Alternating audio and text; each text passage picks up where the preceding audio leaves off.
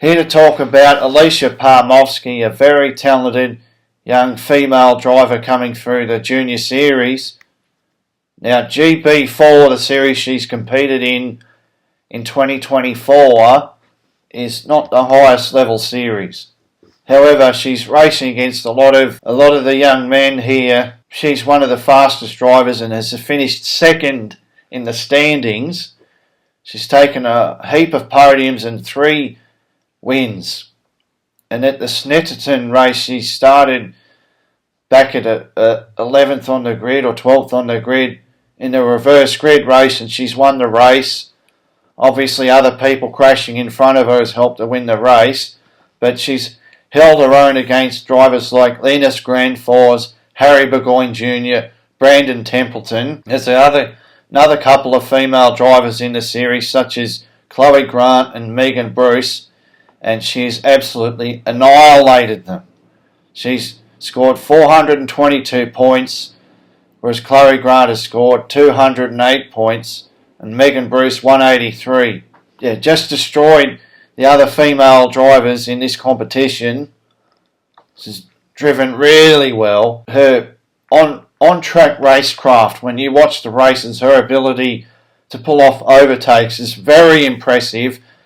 GB4 cars don't have DRS, so now the commentators said she might be in F1 Academy next season, and I'm not happy to hear that, because to me F1 Academy is not a very good proving ground for young aspiring drivers. It doesn't prove anything. You win F1 Academy and then if you win it, you get sent to Iron Dames in Formula Regional. Well, you're forgotten about. I'd like to see Alisha Palmowski in the GP3 championship next year. I think that's where she should go, and she should get a proper team, a Rodin or a High-Tech. Now, remember Rodin, the name, they wanted to enter Formula 1. They said, we pledge, we will put Jamie Chadwick in a car. We will make it happen.